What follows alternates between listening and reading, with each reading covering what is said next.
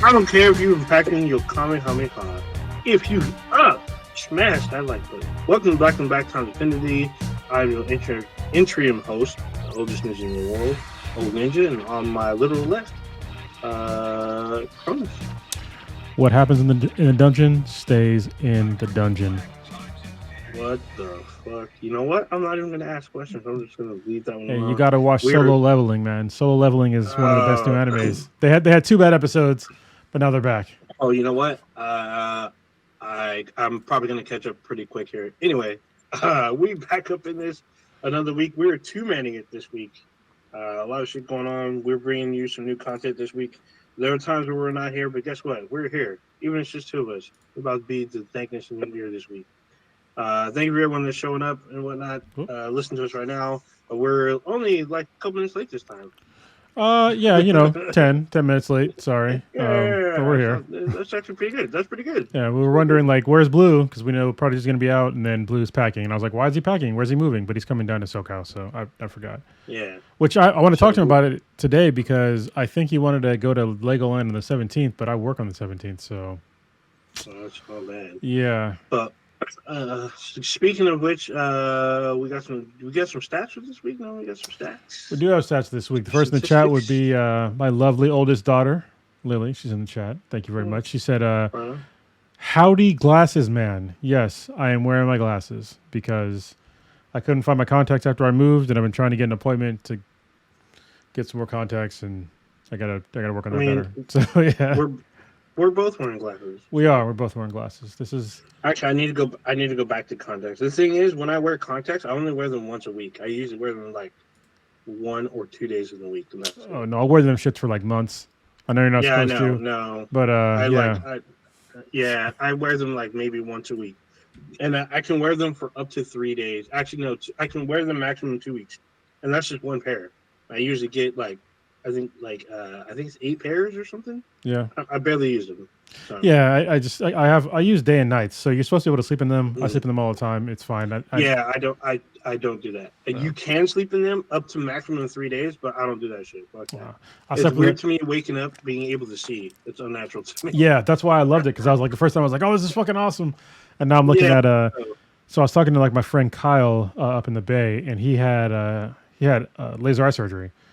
It didn't give him laser eye vision, which is I was sad. He wasn't Cyclops, but apparently, yeah, he had this procedure done called Smile, which apparently there's a couple different ways you can fix your vision, and one of them is LASIK. But LASIK, I watched a video of LASIK, and like I got grossed out, and I was like, fuck that shit, because they literally they cut your iris up, and then they lift a flap, and then they do some shit in your eye, and they put it back. But apparently, so if you're the whole time. Yeah, but it doesn't hurt, I hear. But if you're in combat sports, you can't do that because if somebody, because they they make a flap and they put it back. If somebody brushes against your eye like the wrong way, you can have significant to severe eye damage. And then I heard about PRK, which is much more invasive. But he said Smile, which is like kind of the new thing, is like the way to go for like combat sports and stuff like that because it's just like it's one little slit.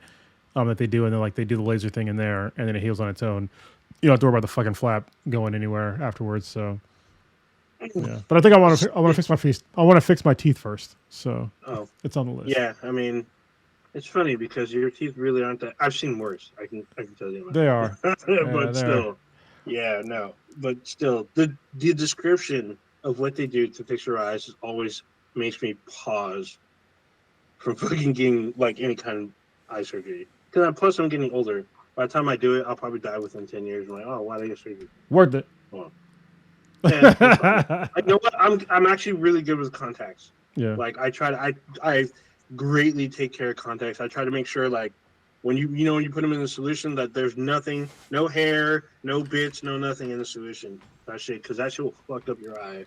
Well, I use on your contact. I have this hydrogen style solution or whatever that you put your contacts in there and then bubbles up in a special container thing. So yeah, I do the renew. I just do renew and they put that shit on there and works out pretty good.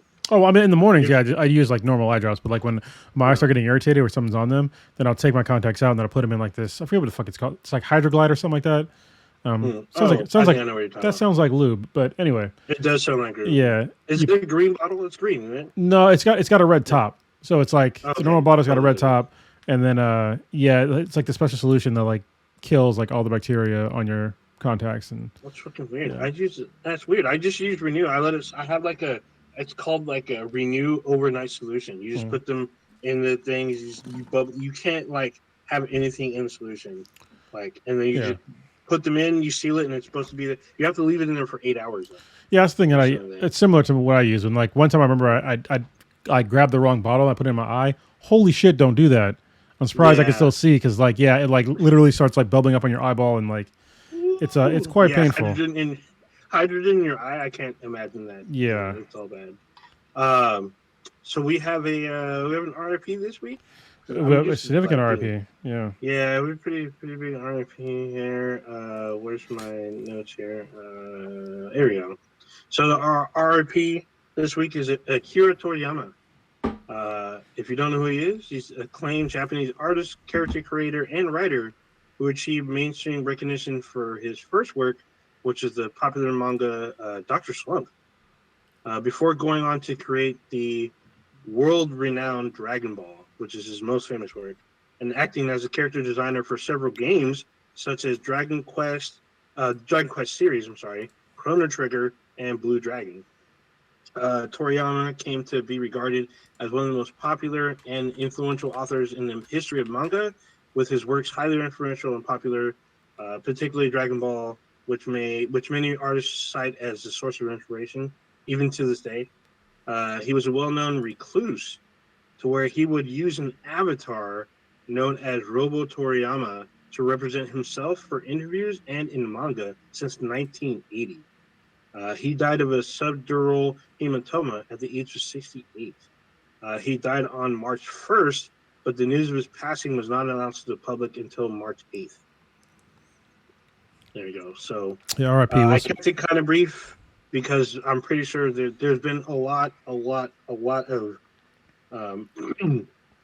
I guess honorifics and just displays of affection through him throughout the world. So to give you just a slight kind of I guess just by the numbers kind of influential. So his first kind of mainstream, like I mentioned, was Dr. Slump. So that sold where's my number? It sold like I think like 35 million. Yeah, 35 million. That's just in Japan. However, Dragon Ball sold over 300 million worldwide, and it's still selling. So it's going to sell even more now. I mean, hopefully he will take a snake way and come back to us stronger than ever. Just saying. He's probably like one of the most influential anime and manga, artists of all time. Like the style of his art is ubiquitous with anime at this point.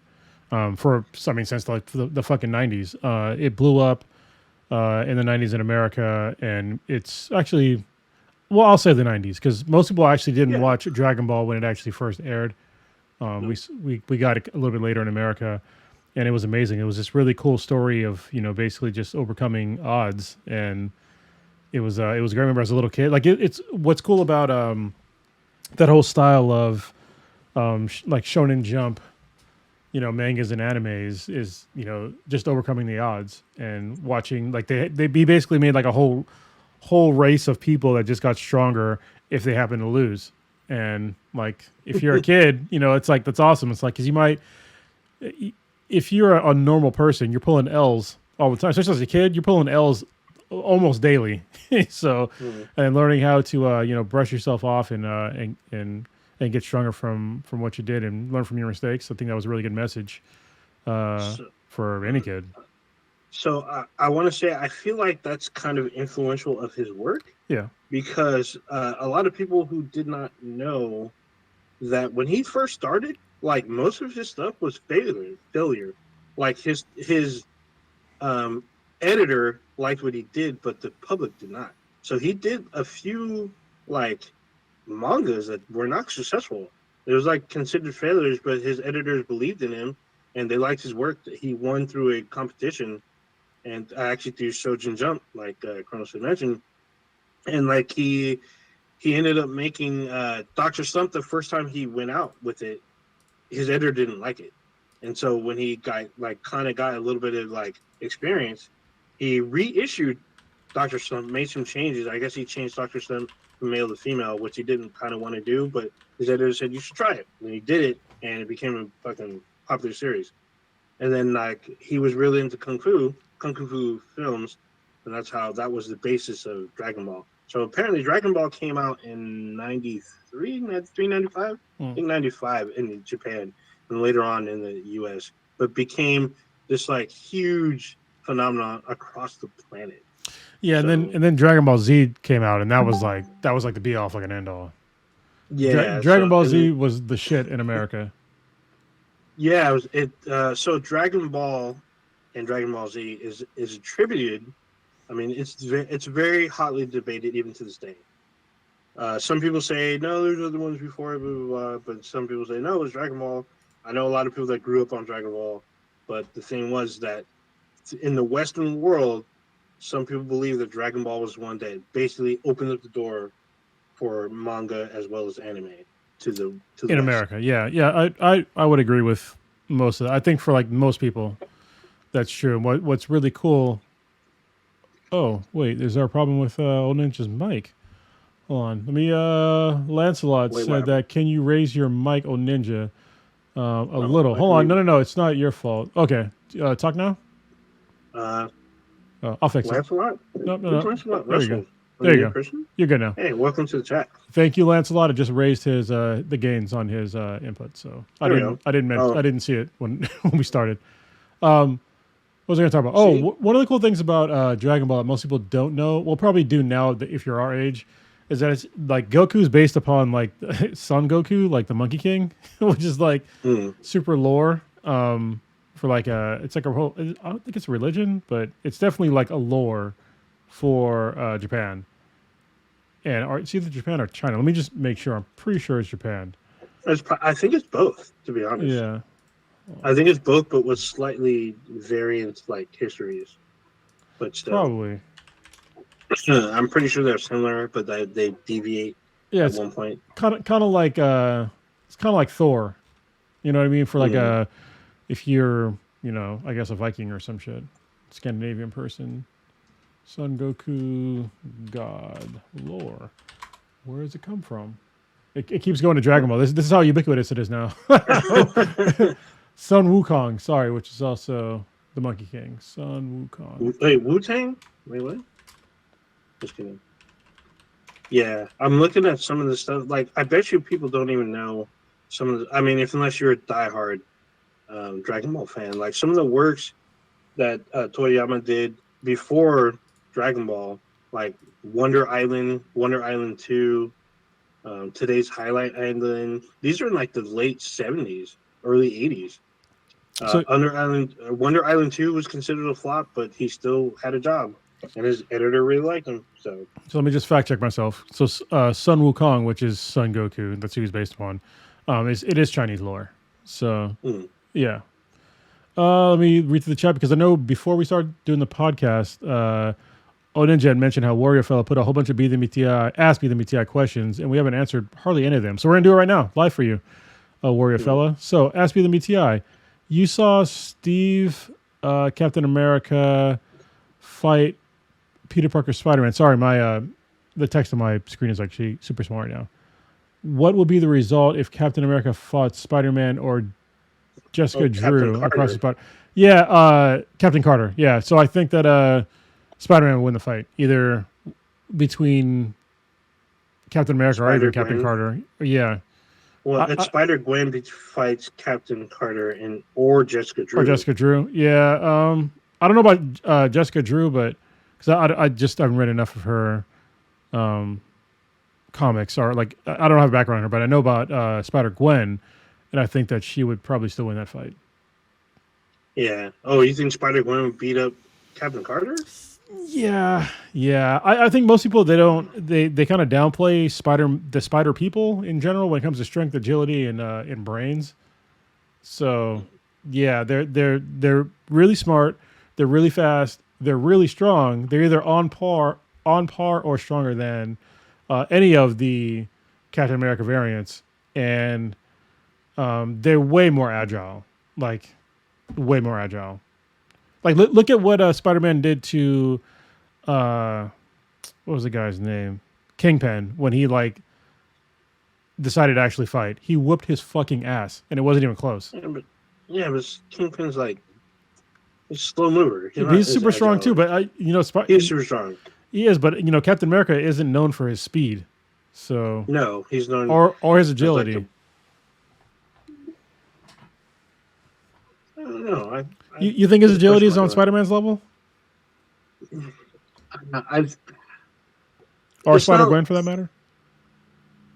Spider-Gwen, well, so Spider-Gwen's, I would say, is probably definitely more agile. But, I mean, Captain Carter, though, she's like, I mean, she is a Captain America variant, but I feel like she would kind of like, I don't want to say cheat, but she would kind of like use her Iron Giant, which is Steve Rogers in the old Iron Man suit, because they're usually like a pair. Yeah. Usually they fight together, so she'd use him to like help her out. Have you not read? They had to bring in. You haven't read the Spider-Gwen like comics? Not really. No, I've only seen bits and pieces. She's pretty badass. I mean, like I enjoy. Honestly, I think I've said it multiple times on the podcast. The Spider-Gwen suit is one of my favorite Spider people suits ever. And she's in the comics. She's pretty badass. So yeah. Yeah, I mean, I understand she's super popular, but I just feel like her powers are. I don't know what she has different from Parker or Morales that makes her completely stand out besides her suit. I mean, I'm pretty sure they're fairly similar, all three of them, but it is what it is. Yeah, I mean, they are similar, yeah. And then Jessica Drew, I get it. So I know her powers are very different from Peter and Miles and even Gwen, because she can fly. Like, the rest of them don't fly. She literally, like, flies. And she throws out, like, energy fucking balls and shit. So I know it's a little different, but I don't see her whooping fucking Captain Carter though. But we'll see. I don't know. Maybe it comes to a standstill between the two. I don't know. Maybe. All right. So back on to we're talking about Toriyama. I think we're pretty much done with that, right? At this point. Yeah, we're talking about. So yeah, where are we gonna go next? Oh, I thought you were going to continue with Toriyama. Oh no, I mean we can because beyond. I understand his influence. Yeah, big to anime. Yeah, so big hit. Yeah, so beyond Dragon Ball Z, obviously he did a bunch of other animes that are Dragon Ball based, like Dragon Ball GT, which most people shit on, which I didn't really mind at all at the time. But if you've never watched any of the Dragon Ball anything, I would recommend watching Dragon Ball Kai. Because it's basically Dragon Ball Z, but like not obnoxious. Like you're not going to hear somebody like powering up for a whole episode. So, and that was super annoying with Dragon Ball Z. So they get to the point way faster. They condense like all the fights, all the story to like not be fillers. So if you have not watched any Dragon Ball, watch Dragon Ball Kai. You're welcome. Right on. There's a lot of like. Because it's been around since the 90s. So the 90s, for those of you who are millennials, or not millennials, sorry, if you're a Gen Xer, you don't realize the 90s was a long time ago now. It's like over 30, almost 40 years ago. So... Yeah. So a lot of y'all are like, oh, I remember like it was yesterday. Well, yeah. No, you don't, because you're old. You got foggy memories, bitch. Yeah, I mean, like we're old now, so I mean, Dragon Ball's been around for literal decades now, and where they're still making games and still doing anime, and I think I know the manga ended, but I heard they like did some kind of revive or something a couple years ago. I don't even know. I don't read that manga, but I mean, it's still like prevalent. Like I see people wearing the shirts. There was like a whole crowd at like a soccer game where they like did like a crowd mural towards the characters from Dragon Ball. Just like, just all over the world, there was like appreciation for his work, what he did. They had And it people was from just like Argentina, like, you know, doing like the spirit bomb thing and the fucking. mm. They had like in the bleachers for like a soccer Oh, that yeah. game. They had like, That was the one. I thought that was yeah. Brazil. What is it, Brazil? I don't know, but it's like around the Yeah. world, people love Dragon Ball. Like it's just what's weird to me is that I felt some sort of way about anime being mainstream now because like back in my day, our day really, you couldn't. Old man. It was so hard to like get. And so when you were watching anime, like everybody's like, "Oh, it's fucking weird," blah blah blah. But like you had to like, I had to get like actual VHS tapes to like watch anime, and then eventually I was on the internet before like most people. Like I would have to go on IRC channels and like other things to like get anime, and it was like it was hard to come by. And like now it's so easy to get. I think that the honestly, yeah, I have to give props to Crunchyroll for being a major contributor to making anime mainstream because you know back in the day even when you know things were still streamed or whatever, not even streamed, it was just like downloadable. It was like trying to get like a dubbed or a subtitled version of an anime was fucking difficult. I used to watch was it Naruto fan or something like that or Detebeo. I used to go on Detebeo and like you had to wait a couple days for them to subtitle a single episode of Naruto. And I thought it was amazing. It was free, and then they were talking shit about Crunchyroll because it was a paid for service. And now Crunchyroll, you basically get any anime on that service the day that it drops in Japan, subtitled, and that's amazing. And I think that it's really cool. And then obviously another major contributor to this, sorry, I have to go back a little bit, is Toonami and Adult Swim, having you know a major cable channel dubbing anime gave it to the masses. And that's why people now are like, oh, you know, I watch anime now because it's like it's easy to get. It's way back in the day in the fucking 90s, that shit was so fucking hard to get. Yeah, somebody's already like they're mentioning like the services we had to get, like Napster, Kazaa, fucking LimeWire, shit like that. Shit that gave your fucking computer AIDS. Morpheus. Yeah, Morpheus. Yeah, you have to get you have to possibly give your computer AIDS to get anime back in those days. But even before, like it was like you could even download them. I had to get them on like VHS tapes. You know, and that shit was hard as like a kid. You know. Oh, speaking of which, since it was hard for you to grab and watch, because it was like that for me. Like the only thing that was really showing anime was like there was like a local, just like PBS, bro. PBS is one, but that was local for us because PBS. So what I didn't know, PBS, even though it's a federally funded channel, there's a PBS for each like area, each like zone. There's a PBS for most states, I guess, or it might be by city actually, but I think it's regionally. It can't be by city. Yeah, something like that. This is basically broken out for consumption for the masses, even though you technically pay for it. So the thing was like back then they were showing stuff like I guess they were showing Astro Boy, but I didn't know they used to show Astro Boy and like Tenchi Muyo and fucking Tenchi Muyo, which I didn't watch, and then they were showing Robotech. PBS. For me, it was regular. It was Channel 2, like regular Channel 2. They took out my Transformers and put on Robotech. I was hella pissed. I was like, I'm trying to watch my Transformers. I'm trying to watch Megatron. And I'm watching. They're trying to give you the culture, bro. That Transformer, but oh shit, this is actually pretty shit because it looks like Transformers. Maybe I'll just sit here and watch it, and I did. And I watched all 3 fucking series of fucking Robotech, which is fucking awesome.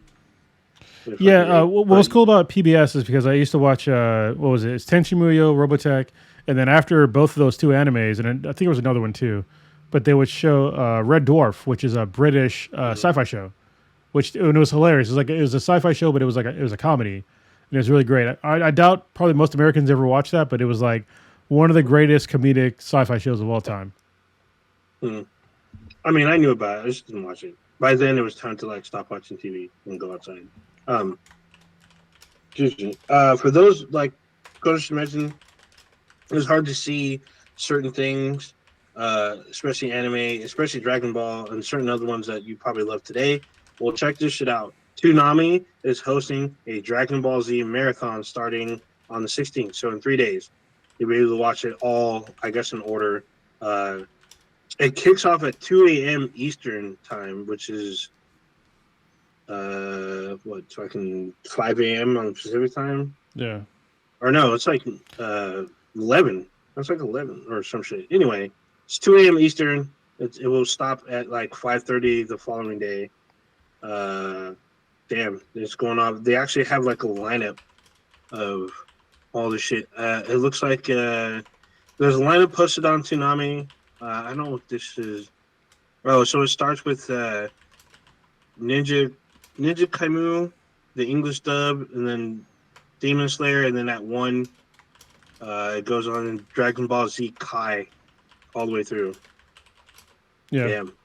So you can watch all this shit this coming weekend if you can access Toonami or get Toonami. I'm pretty sure some of you, I don't even know if it's on Crunchyroll because I don't have a Crunchyroll account. Maybe it's on there. I wouldn't be surprised if it's on Hulu too, but Yeah. probably not all of it. Probably just certain segments of it are probably on there. But yeah, so if you want to get into it now, this is an unfortunate time, but it is a perfect time to catch up and start some Dragon Ball Z. And it starts with Kai. Just like Cronus was saying. Kai. Yeah, There you go. that's the next version. There you go. And it starts episode 1 all the way through for hours, literal hours. So get ready, get caught up, get your energy drinks and your teas. Make sure you at least get you some body deodorant spray. I mean, don't be doing some con shit. Get yourself kind of, prepped. At least wear a little bit of deodorant or whatnot. Even if you're at home, just think of it as practice. There you go. Sorry, I'm like trying to like. You trying to catch up with the chat? Condensed. I misspelled it, but yeah, I'm interacting with the chat live. Like, okay, so let me just say it live on the live on the podcast. So me and Lancelot are kind of going back and forth about one of the Pauls, I think it's Jake Paul, right? There's 2 Pauls. There's Jake and Logan, right? Jake Paul is going to fight Mike Tyson. I believe it's in June. And I think that if you're of a certain age, like my age, like you would hope and pray, not even hope, you would think 100% that Mike Tyson is going to destroy Jake Paul, which, I mean, I think most normal people would think that. Like, I totally, not even normal. I think most people in general would probably think that Mike Tyson would just destroy Jake Paul, like, easily. But Mike Tyson is almost 60 years old. I think he's 58 at this point. And I'm saying this as like I'm not a striker. Like I like grappling, and I can tell you that like the age thing is like it's real. Like it's I roll with a lot of people that are younger than me, and don't get me wrong, I can still beat them, but it's like it's hard. You know what I mean? Like it's as I age, and don't get me wrong, like one of the main things about like me as like an aging athlete is I still have good cardio. So that's one of the things I can fall back on because I literally work out every fucking day. I do at least 30 minutes of cardio every fucking day. I don't know what Mike Tyson's doing every fucking day. He looks great. You know, his striking, like I see him moving, hitting bags and hitting like pads and shit like that. He looks great, but I can't imagine him being that much faster than Jake Paul, just objectively speaking. And I like Mike Tyson as a fighter. And I know it's like probably heresy to say, but don't be surprised if Jake Paul gives him problems or even wins the fight because of that extreme age discrepancy. Like, hopefully Mike Tyson's not a cocktail of fucking shit that keeps him younger. This is one of the things that is a problem with like me as an aging athlete. I don't take anything that's like anywhere near steroids or, you know, performance enhancing at all. Like my supplements are like literally a multivitamin, an anti-inflammatory, a cognitive enhancer, probiotic, and vitamin D. Like that's all I take. You know what I mean? So, but wait, do you take them separately or like is that a multivitamin? All at the same time. Like there's it's a bunch of like one day I'll bust out like an actual pill box thing or like Oh, yeah, what I box. take. Okay. Well, it's not a box. It's just like I have like a bunch of different supplements that I Yeah, take. the little thing like us old people, it's a little Yeah, it's yeah. labeled per day. Yeah, Every day I gotta fucking fill up get some your shit pills. and take them. You know, it's just like, but get your pills. But if you're not like, if you're just like a normal guy that's not on a normal older guy that's not taking something, like it's hard to like keep up. Like that's why most people my age that are like grapplers and fighters and all this shit, they're on the TRT or some sort of performance enhancing something, because as you age, like it's like you feel your body breaking down. Like it fucking sucks. Like it sucks. We're getting older. Yeah, it is. It does kind of suck, but I mean, as long as you're making the effort to get out there, at least do something. It's funny because as many doctors and fitness gurus, they even say as you get older, just doing 30 minutes a day does a really huge overall benefit to your body as you get older. Yeah. Like when you're young, you can work out for hours and like be okay. But as you get older, they understand like time is a factor and your body can only take so much. But doing 30 minutes a day at like a steady pace, not overworking yourself, will benefit you overall. So yeah. I mean, I like I said, I really hope that he wins, because I don't like Jake Paul as a person, but I mean he's got age on his side. He's not a very technical fighter. I think he's like I don't even know how to put his fighting style. It's fucking reckless. Yeah, I don't know. Isn't he like a partial MMA fighter? No, I don't consider that guy an MMA fighter at all, because he has zero grappling experience. He doesn't. Yeah, I don't put him in that realm. I know he wants to aspire to do that, but I think the issue is he's a brawler. That's how I'll put it. He's a brawler. Okay, that makes Jake sense. Paul's he's a brawler, and his technical skills are pretty shit. That's the reason why he only fights people that are like either really old. Not really. I'm not gonna say really old, because I mean, people that are outside their prime. They're outside of their prime. Oh yeah, okay. Outside of their prime, or just really shit fighters that have like really no record. So yeah. So I was gonna ask two questions. I'm pretty sure Jake Paul is taller than Mike. That doesn't matter. Yeah, not Mike Tyson's. No, I mean Mike Tyson's peekaboo style. Obviously, it's actually advantageous if they're lengthier, because the way that he moves, like with his peekaboo style of like the constant ducking and coming forward, and like once he gets inside, like you're fucking wrecked. Like once you get inside, so the one thing about being taller is reach. Usually, people that are taller have like longer. Yeah, they have longer reach, but like that's like his style. So Mike Tyson, for his height, in the weight class that he fought in, he's used to fighting people with longer reaches. That's why he has that peekaboo style, like because he had to get used to like penetrating defenses and like fucking them up. So Lancelot in the chat was also talking about like I'm pretty sure Tyson's heavier. He's got probably more muscle than Jake Paul. Overall. I mean, yeah, but I mean that's the. He's known as a power hitter. He's known as a power hitter. Like he is, yeah. He's got style. I mean, he's been boxing for like most of his life. Like, he's gonna do partially what you said. He's gonna get in close, and he's just gonna unleash his power. And like I've seen him with his full gray beard and his white fucking beard, and still just wreck fucking a bunch of fake shit. Like he gets harder than most 20-year-olds hit. I mean, he does, 100%. But like let's be real. Like he's an older guy. Like he's getting fucking tired. He is an older guy. Why are we not talking about this? So here's the thing. I think Mike Tyson will. His thing for him to win would have put him down early. The longer the fight goes 100%, on, that's where Jake Paul will end up 100%. having the advantage of taking him down. 100%. Tyson will be too old and tired. He'll feel it if it goes past 4 rounds. And then Jake Paul, he'll still be in it. And Tyson's going to be like, well, I'm starting to run out of gas. So if Tyson does not put him down by the 3rd round, then it's probably going to be over. So. Yeah. I don't know. I honestly, I don't want to watch it, because it's like, so if I don't even know why I know why Jake Paul did this shit. I know why Mike Tyson did this shit. Money, dude. It's for money. Also, but it's like think about it. Mike Tyson is a fighting icon. If you put yourself and you want to make a name for yourself, and you want to be literally in the history books, because this will be recorded, you want to fight an icon. And then he gets to say he's going to be one of the few people that say I fought Mike Tyson and maybe or maybe not survive. We'll find out in June. But Well, we'll see. this is the thing. Is like for Jake Paul. This is why I know it's 100% about money, because if you beat Mike Tyson, you beat a guy that's almost 60 years old. Congratulations. Mm-hmm. If you lose to Mike Tyson, you got your ass whooped by an almost 60-year-old man. Like it's like there's no winning there. So if you lose to Mike Tyson, everyone's gonna say you lost to Mike Tyson. No, you're gonna lose to one of the greatest. Yeah, but you know, I don't know. I mean, that's the thing. You see what I'm saying? Either way, he gets some kind of notoriety, whether he wins or lose, and he gets paid. If he gets his jaw dislocated, he's paid. If he gets a rib broken, he still gets paid.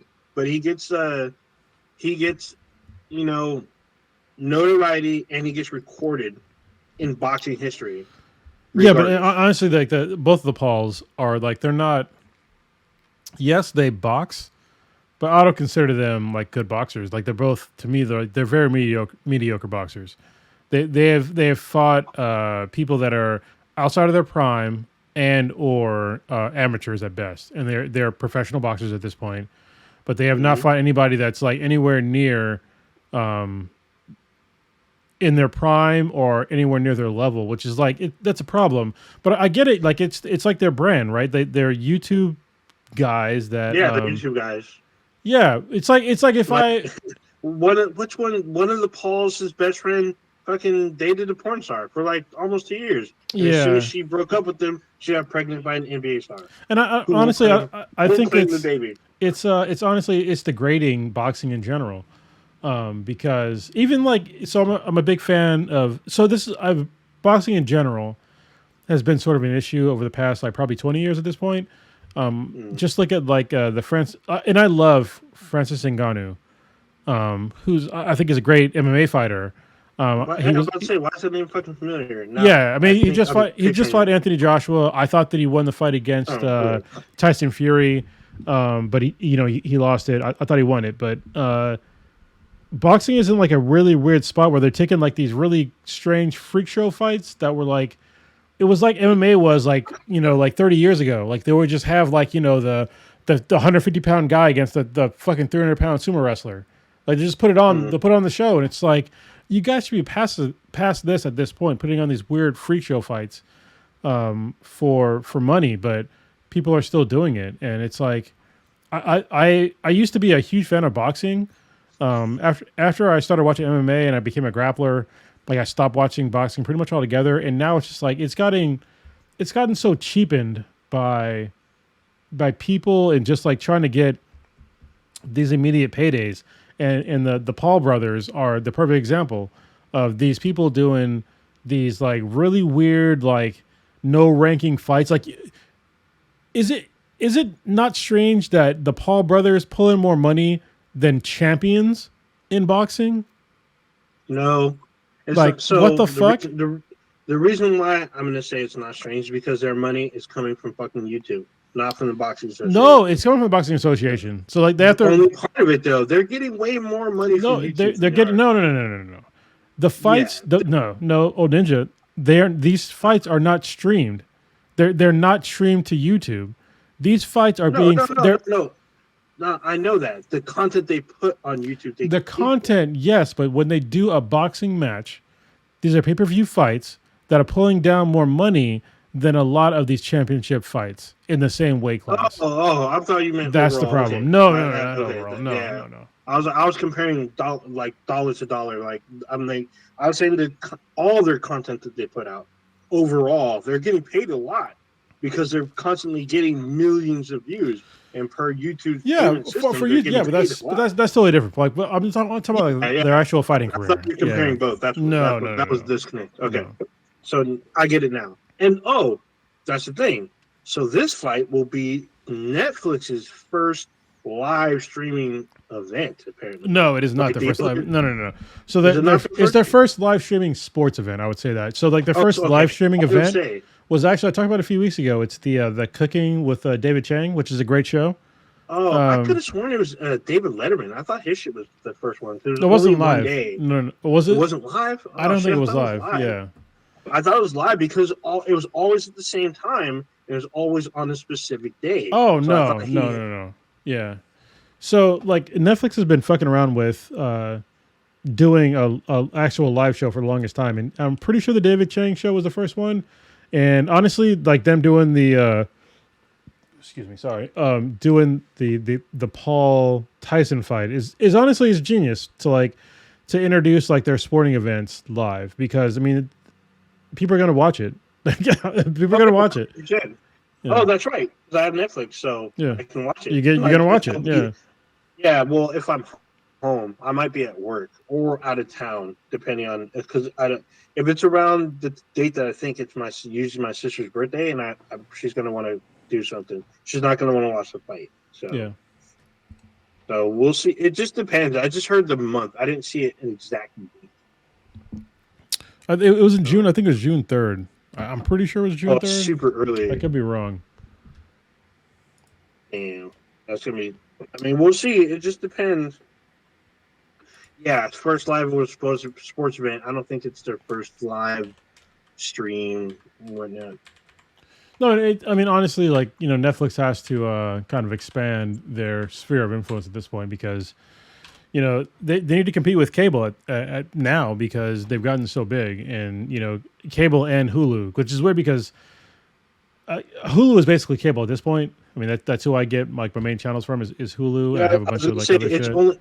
only if you add live to Hulu, because I have Hulu and I don't have Hulu live. I have Hulu live, so yeah, I don't have the live. Yeah, I just watch the shit that's on there. It has a pretty good.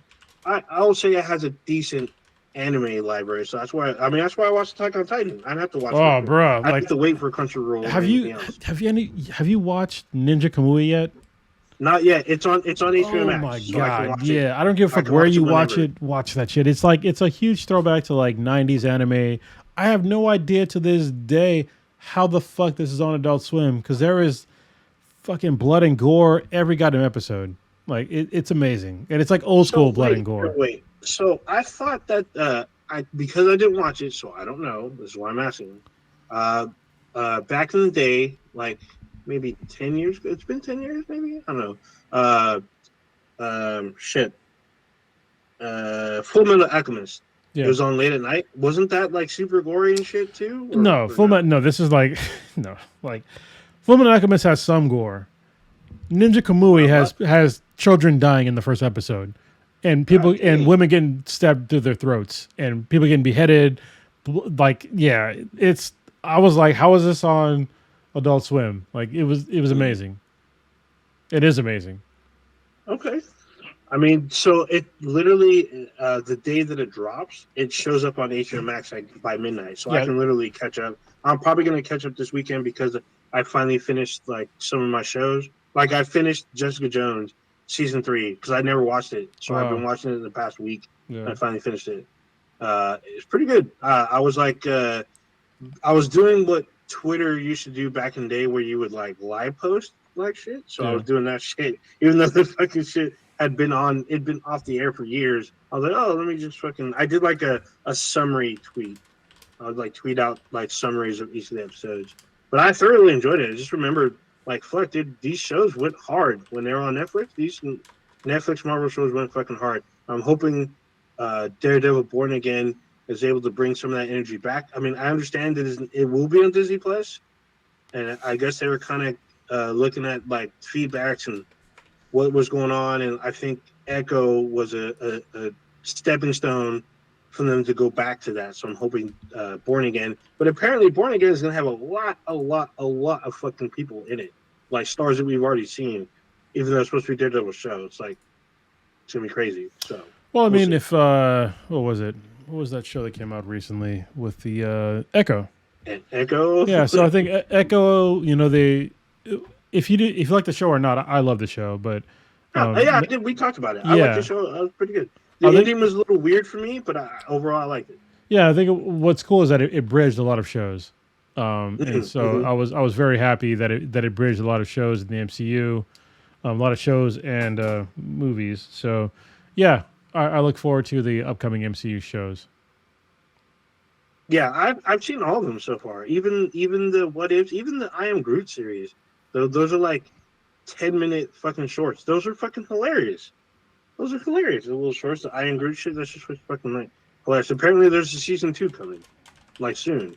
So I'm here for it. I just like watching, decent content. If I don't like it, I pull a Kevin Smith. If I don't like it, I don't talk about it. If I like it, I'm gonna talk about it. Yeah. So there you go.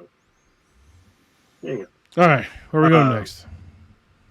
I feel like we're still missing out. I feel like Warrior Fella still asked us another one. We still missed it. Blood Plus was gory. Was that on Adult Swim? I don't think Blood Plus. Blood Sea was probably not on Adult Swim.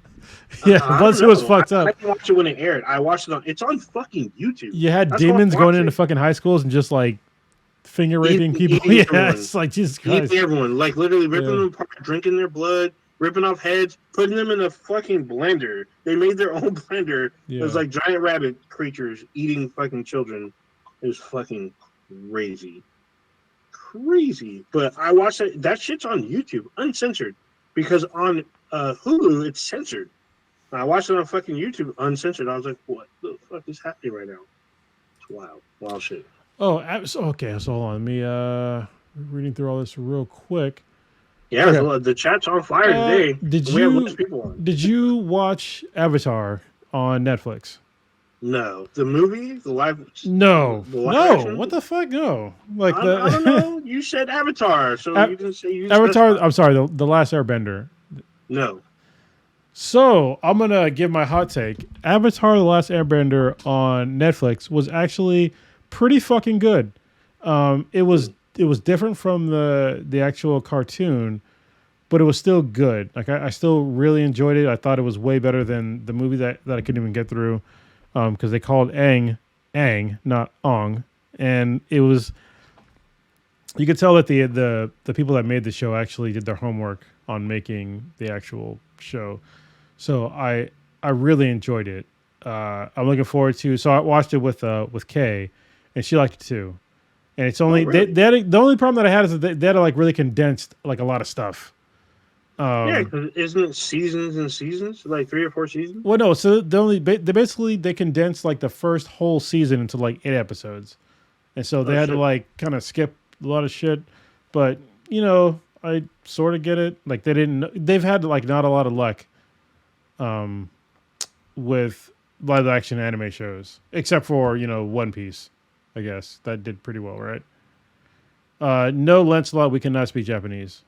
I can speak very, very, very little Japanese. I actually have my Japanese book. Oh, it's in a box. I have very early. I have this like intro to Japanese book.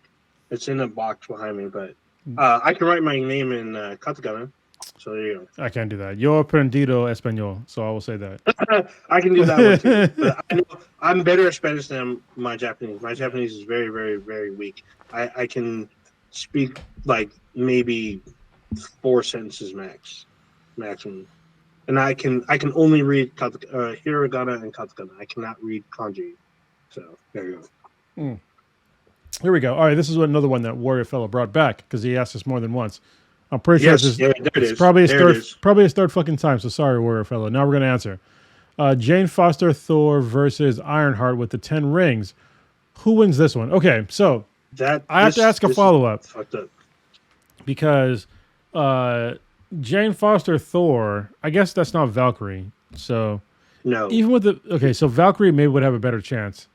Actually, no. I still would say, yeah, Jane Foster still wins this in my mind.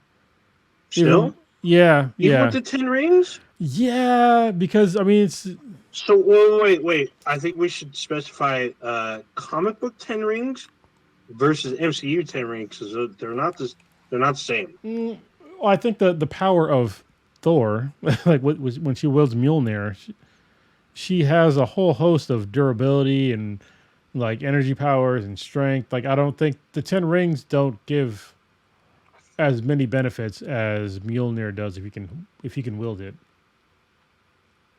You can educate me rings, though. 10 rings is like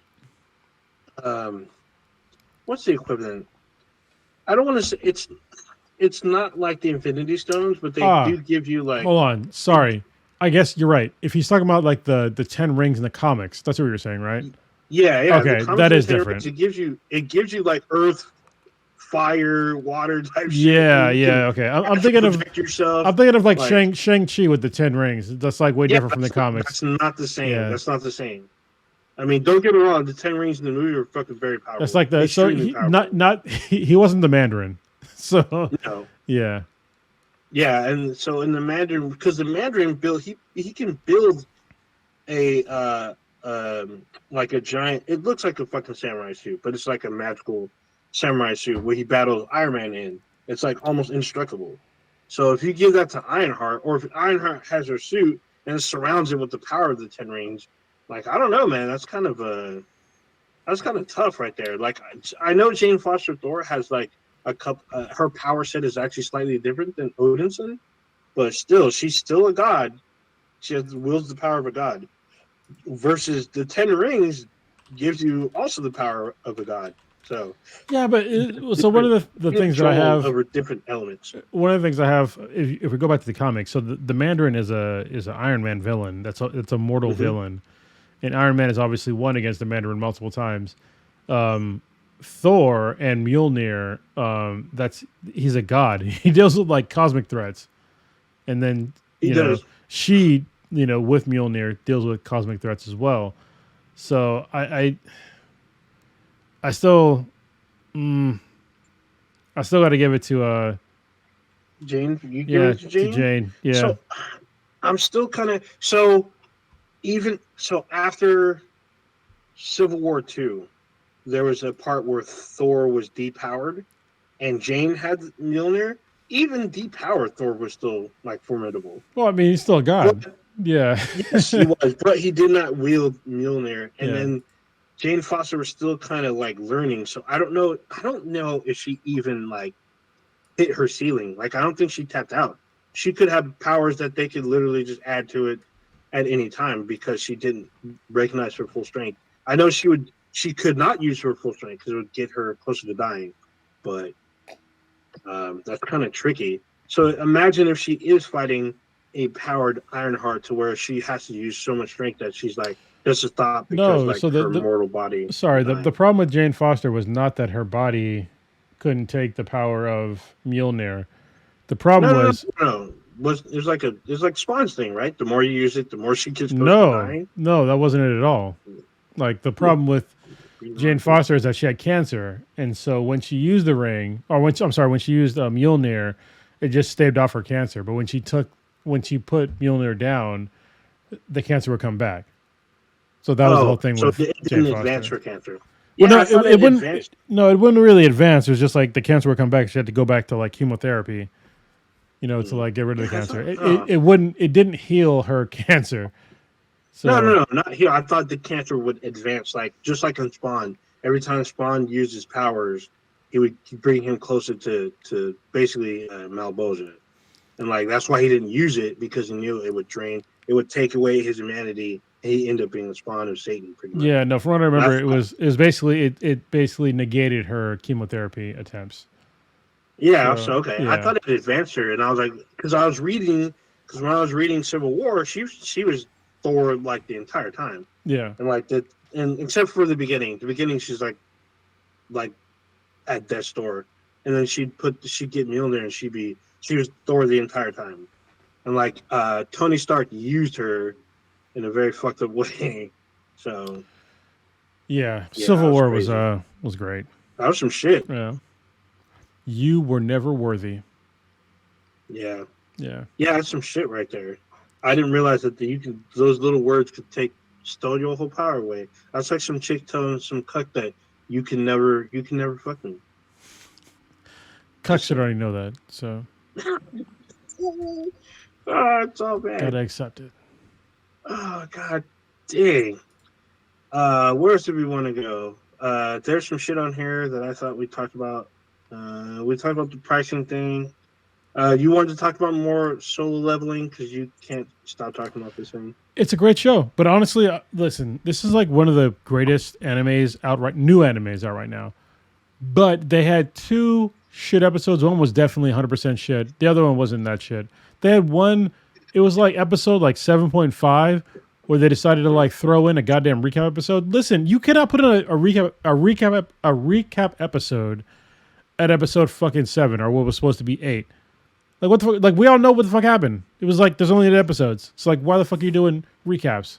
Like just skip a week. Like just skip the week. The next one was like a lead up to like the action again, but yeah, after that like they're back on again. You know what happens in the dungeon stays in the dungeon. So this is one of my highest recommendations for anime in a while. You know, probably since Attack on Titan, I think. Yeah, this is up there. Really? Yeah. They had 2, you know, one huge miss with the recap episode, which is stupid, and then one sort of fillerish episode where they're like leading up to the next one. But this whole show is great, and like I said before, I'll say it again. This genre of thing of like anime and like storytelling is called lit RPG, literary role playing game. If you're unfamiliar with it, just think about it's just like what was that other one called from anime? It was Sword Art Online. Yeah. Had that been a book, that would have been a lit RPG. So, but it wasn't a book. It was probably a manga, and then got made into an anime. But Solo Leveling was a legit book from Korea that was a lit RPG that was made into a fucking webtoon that got made into an anime. And if you're all confused about, well, why are these all Korean names? Because it was a Korean dude that made this shit. So there you go. There you go. But it's an amazing show. I love it, and I love lit RPG books. I just had to congratulate today on Twitter Aileron Kong, who is a black and Korean man, who is the father of American lit RPGs, who made a lit RPG series called The Land, which is a great series. If you're into books, read The Land. It's a great book series about lit RPGs. He's the guy who brought lit RPGs into America. And I also congratulated Matt Dinneman, who's a great guy who he wrote the book called Dungeon Crawler Carl, which is an excellent lit RPG book series. And then also Will White, who he didn't write a lit RPG, but he wrote what's called Cultivation. It's a cultivation book, which is kind of like a lit RPG, which is like, it's also kind of like fucking Dragon Ball, of like somebody that was like started off kind of weak and they get stronger over time. They get stronger over time. Like those 3 book series, you know, The Land book series, Dungeon Crawler Carl book series, and The Cradle, which I didn't say. That's what Will White wrote. The Cradle series. Those are all excellent book series if you're a fucking nerd. Read all of them. Gobble them shits up. One day I will do a podcast just about like the books that I read, because I read a lot of books like every day. So like during Black History Month, I literally read 8 fucking books just on like Black History, like books I never read before. They're all amazing. Oh, wait, you have or had not? I read 8 new books based upon Black history or just blackness in general. Wow, you never read the autobiography of Malcolm X until recently? No, until yeah. like a month ago? Nope. Really? Yeah. Yeah, in high school, it was like, it wasn't required reading, but everyone that was like, what we had in at school, probably almost every Western California school, they always had like what they called the Black Student Union. Yeah. We renamed ours to the African Student Union. And so they made it was funny because our teaching liaison was a Hispanic man. And he was like, you guys need to read the autobiography of Malcolm X. Like, he made it kind of like a quote-unquote unofficial homework assignment. And we did. We all read this fucking shit. It was in our school library. And, like, we had to take turns because they only had so many copies. Yeah, but, like, we read it in high school, and it was like, holy shit. Those things were like, it was a dual thing. It was, you know, I was indoctrinated at the time. And I just, you know, I don't think it was available, like, where I went to school. But yeah, I was definitely like in Hayward of all places. No. I went to school in fucking Newark. Yeah. Yeah. So let me just. Okay. I'll read to you like the books that I read during Black History Month. So, I read Where Do We Go From Here, which is it's in the King series of Dr. Martin Luther King Jr. Then I read Black as Fuck History. Then I read The Souls of Black Folk. So definitely don't go from Black as Fuck History to The Souls of Black Folk. Like the two, like they're both about like blackness, but like it's like going from modern speaking to like basically fucking Shakespeare. But they're both really good books. Then I read The Grift, which is about black grifters that are Republicans, which is very interesting. Then Why Does Everything Have to Be About Race? Then the 1619 Project, which I never read before. And then the autobiography of Malcolm X. Then the Heads of Colored People. And I think there was like one more in here, wasn't there? Maybe that was 8. Yeah. So yeah, it was a lot of books. Yeah. Oh, wait, yeah. You read you were reading the autobiography of Booker T. Washington, right? Or the No, biography. I didn't read that one. No. It was I thought you read. Oh no, the yeah, Souls of Black Folk was by W.E.B. Du Bois. So W.E.B. that's probably Du what you're thinking about. Yeah. That was what I was thinking about. And Yeah. like his book, I tried reading, but I ended up getting sidetracked. Like Booker T. Washington, I literally still have the book. I think I couldn't finish it, so I was just like, this guy, as smart as he was, as much as he was doing for his community, he was very naive, and he just didn't fully grasp what was going on because he had tunnel vision. Yeah, He was very much involved in building Tuskegee, which I get, but he was not.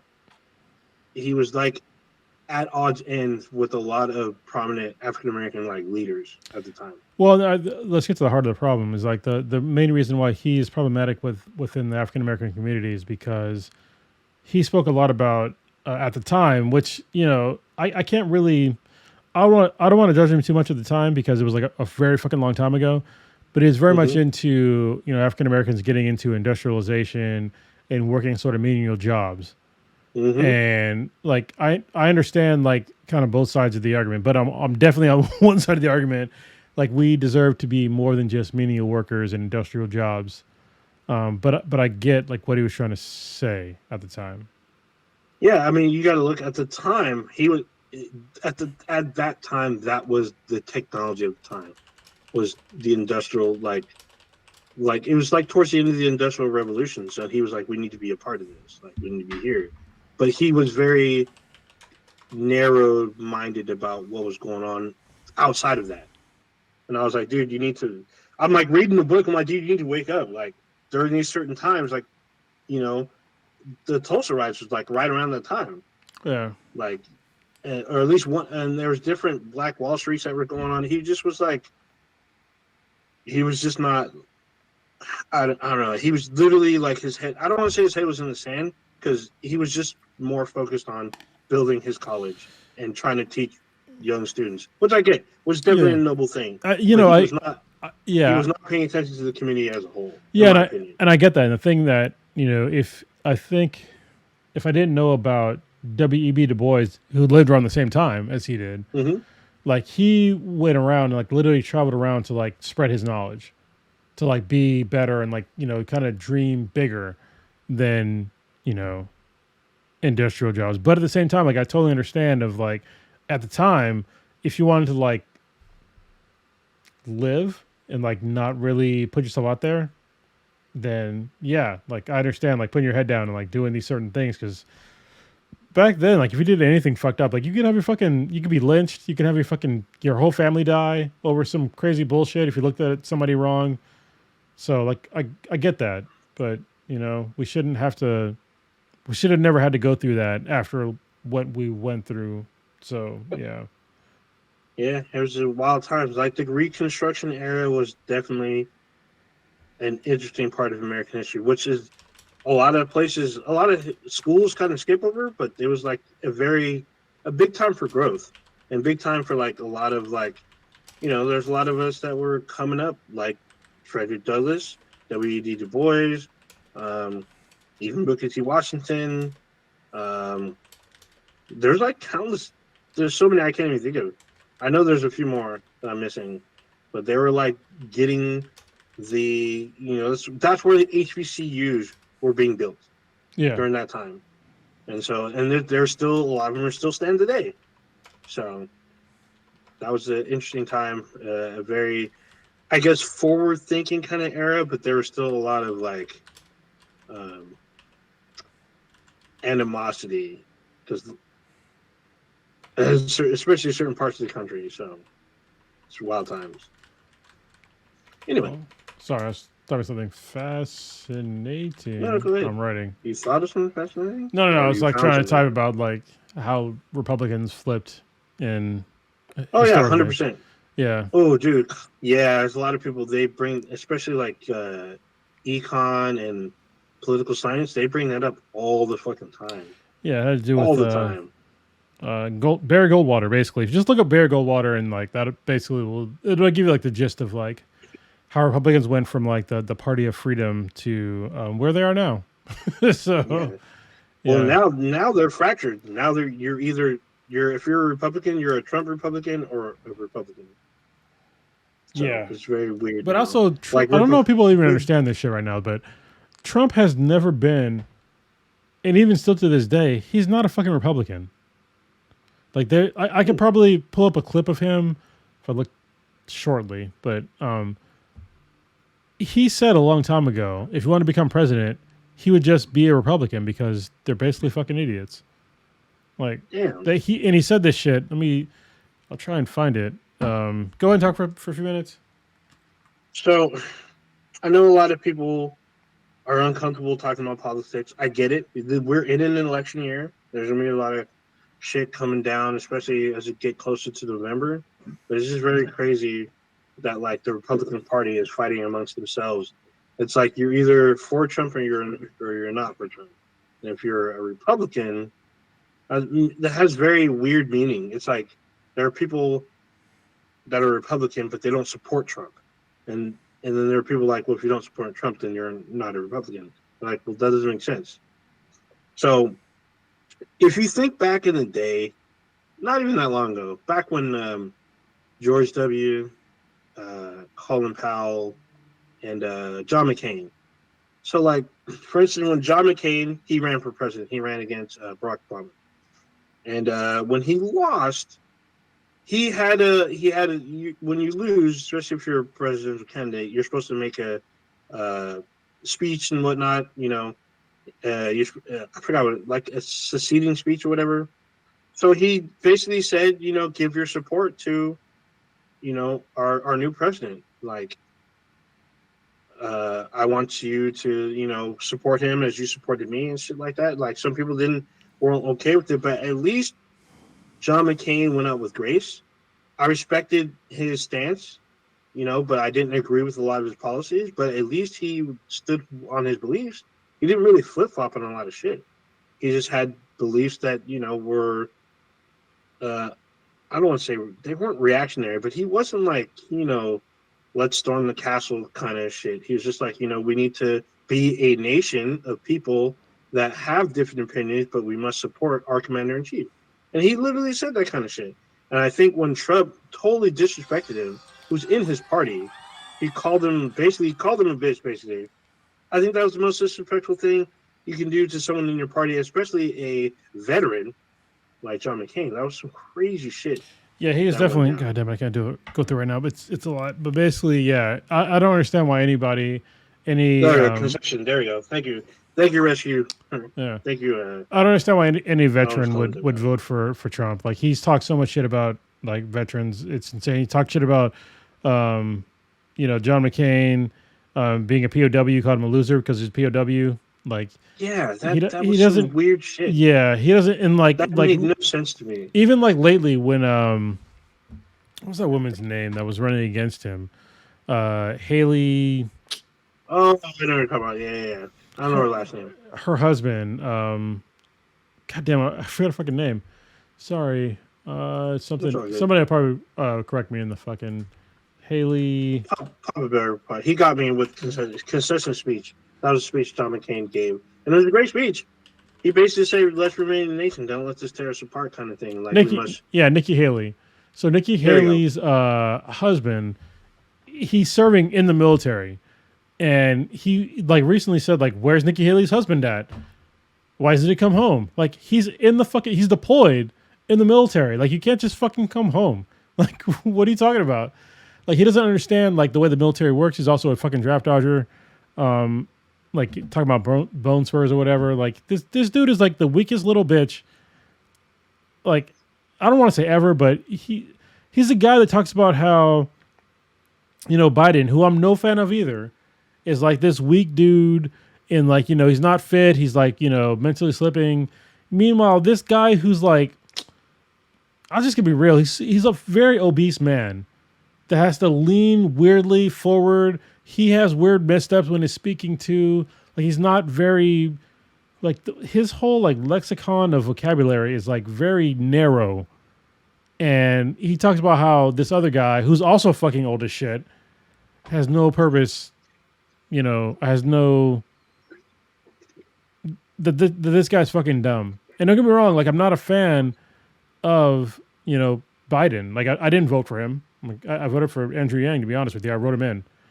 I'd never voted for Trump. When Trump got elected, I hoped that he would do a good job. When I said that, like, when on my like private Facebook account, somebody called me. What did the fuck they call me? I think they called me a coon. No, they called me like a coon or some shit like that. Yeah, I think it was a coon or something like that. Like, they were so mad at me, like, just wishing this guy would just like do a better job.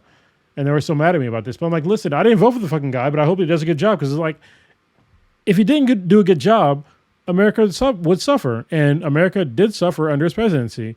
And if you want to give the excuses of, we had the pandemic. Okay, yeah, we did. But, a good leader would not give excuses about that. They would roll with the punches and fucking come up with a good plan and not, like, create an insurgency in America. Or say that the pandemic was fake or a hoax, and like even with foreknowledge that it was coming to the States, still called it a fucking hoax. That makes no fucking sense.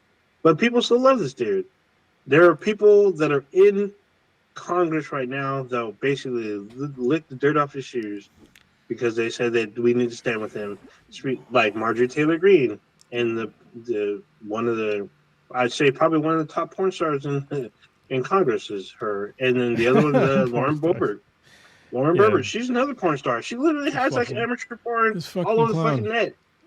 I'm like, dude, and y'all love her. Y'all keep voting her into fucking office. Does she really? With her big ass Lauren Boebert? Well, dude, so being in the fucking theater getting groped, that's literally like amateur porn. She has her hand in homeboy's pants.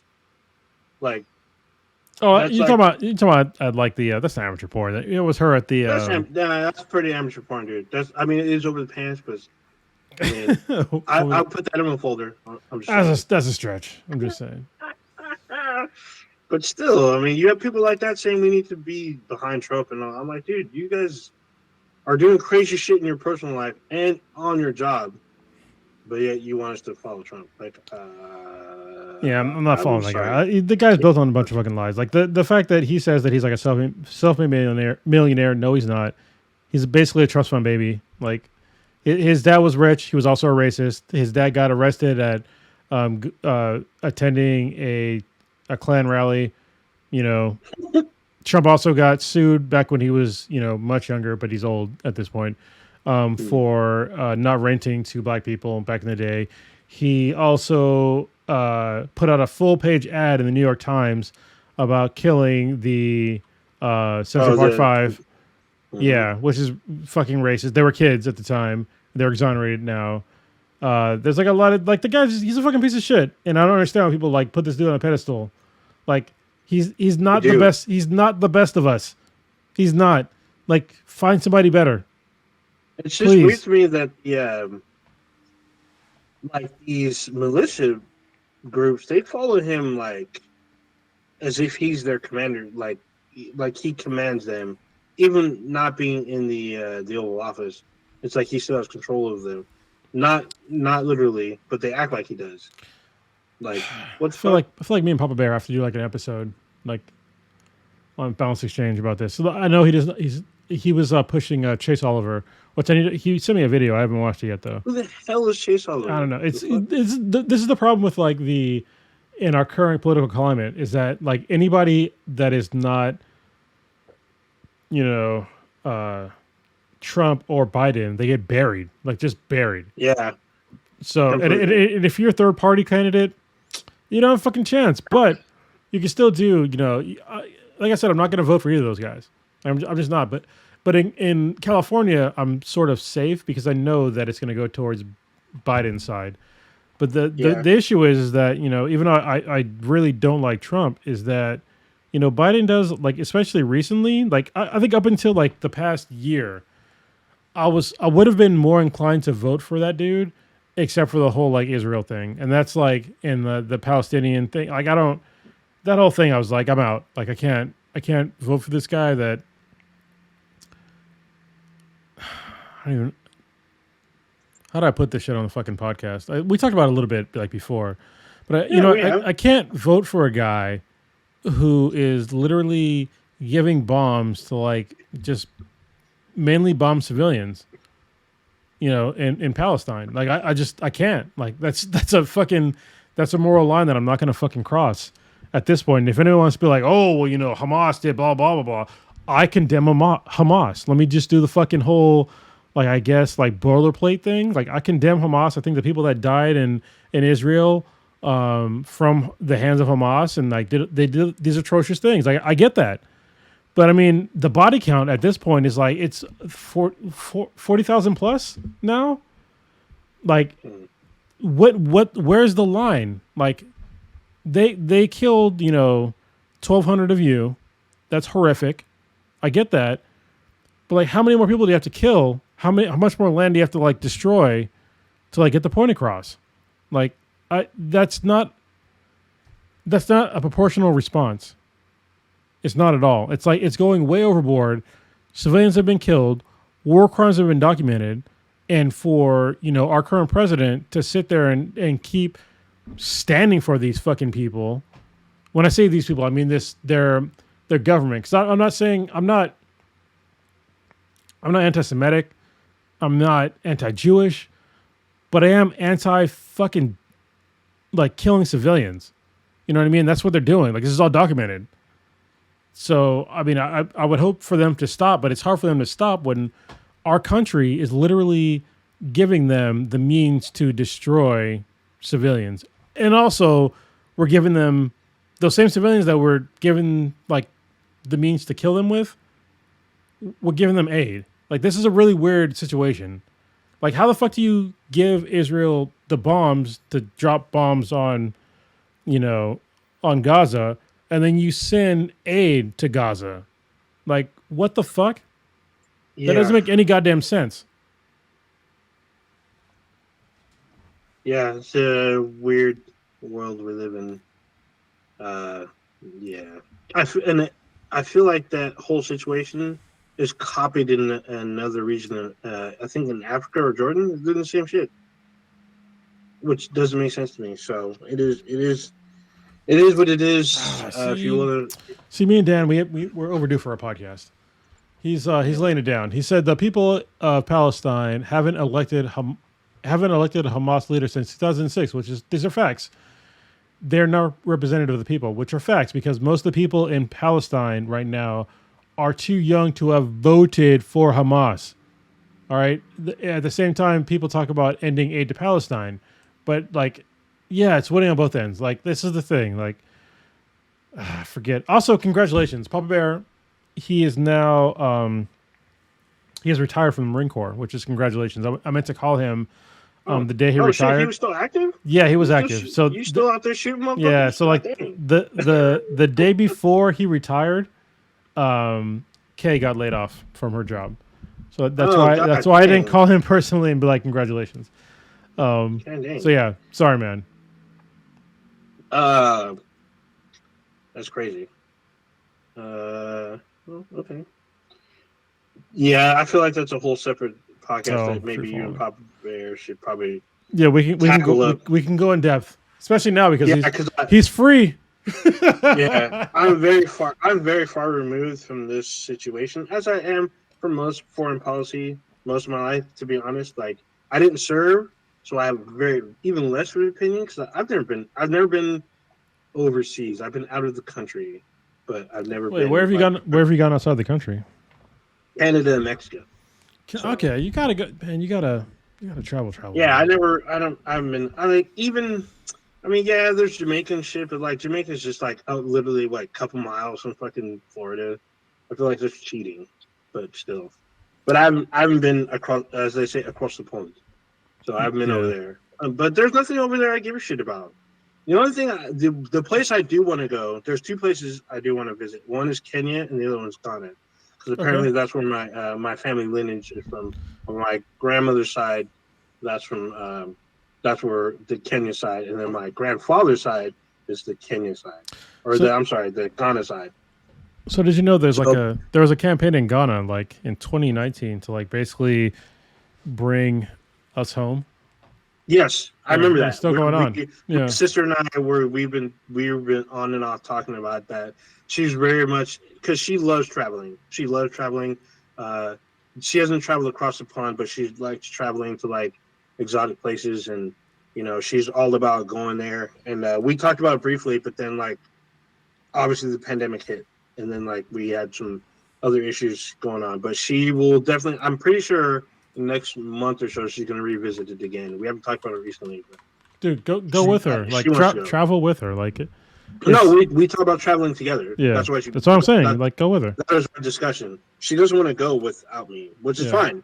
I'm totally in it, but I'm like, well, I kind of what I throw out there is I kind of want to go to Kenya first, but she wants to go to Ghana first, and like we're asking why, where we're going to stay, whatnot. So it's like a little discussion. I guess one of our cousins is going to go to Ghana later this year. So it's gonna be I interesting. I want actually, it was recently I was looking at actually moving to Ghana because when Kay Really? lost her, well, yeah, I mean, Kay lost her job, and I was just like, what's an easier like way to live? And so because I knew about the whole like coming home thing for the African diaspora, and like I was looking up Mhm. homes there, I was like maybe, but that'd be like a longer thing because now I just recently learned that because I'm a teleworker now. If I was to move to Africa, I'd probably take a huge pay cut. But also, I'd be living in a place that's cheaper, so maybe it's worth it. I don't know. Maybe, yeah, maybe not. I mean, you got to remember the weather's not the same out. It's a whole country. I've So been there before. I've been to Africa you've been before. there before. Okay, Yeah, I don't remember you. I know you talk about Ethiopia more than any of yeah. the other I was in places. Djibouti way longer than Ethiopia, so yeah. Okay, all right. So yeah, we haven't pulled the trigger on it. It's only been in talking phases for the last like decade, but we'll probably get there. We'll probably end up doing like a very very quick trip. Like we'll end up flying out there, spending 2-3 days, and then coming back. No, don't go through 2 days. So You gotta take at least a week, man. If you can yeah, do it. I know. Yeah. Yeah, if we do it, if we were talking about doing it, but now it's not a great time for either of us because she's going through a lot right now. So I'm So pretty sure once she comes up though, we'll end up revisiting the Ghana traveling thing. yeah, so So Papa Bear put in something in the chat, which is he said Ghana is supposed to be very nice, which yes, I heard is very nice too. But I think for like most people that are of African descent, like the thought of going to Ghana is probably different from like most people because that's where the vast majority of us or our ancestors were, exported out of. So hmm yeah, going there is like it's with a heavy heart. You have to like go there with the right mindset and knowing that you're gonna go through some emotional toils of like seeing like the place where your ancestors were sold from. And that's kind of fucked up because like those places are still there. Like all those slave markets are the actual physical places still exist there. Yep, they're a tourist spot now. Yeah, yeah. So But it's very also weird. one of the other side of it is that Ghana has I forget what the name of the thing is, but basically they're welcoming back all the people from the African diaspora to come back home to Ghana and to Ghana and like some other countries too in Africa. They have land set aside for a lot of us, and you can get easy citizenship. Yeah, I remember that part too. Like apparently citizenship is super easy process for returning wayward bounders. Yeah, that sounds some So like Marcus Garvey shit right there. yeah, I was about to say I'm like, dude, Marcus Garvey back in like the 60s, late 50s, early 60s, he was all about that. Yeah, if you don't know who he is, just look him up, I guess. Black History Month, Yeah. or you can wait till next February. But actually, no, don't do that. No, you could just do it all the time because Black History in America is every just day. American history. Yeah, even though this is Women's History Month. So, if you want to do some crossover, look up how much Harriet Tubman did because it's way more than you probably thought. Oh no, I knew what she did. She fought vampires. Yeah.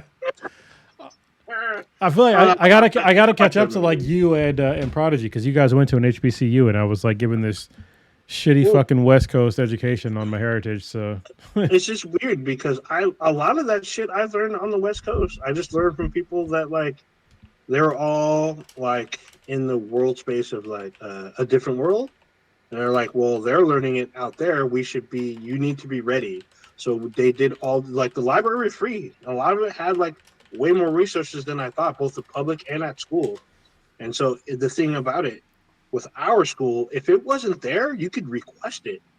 And then like the library would have it literally within a week. Yeah. Like, oh, we don't have this book. You could put a request. You fill out a form, you give it to the head I forgot what the head librarian was. She had the actual fucking title. But you give it to them, like, we'll see what we can do. They're like, oh, this is in the system. Oh, we can order some copy. We'll order a copy. You'll get it next week. So we get it. We wait next week, and boom, we'd have the book, like nothing.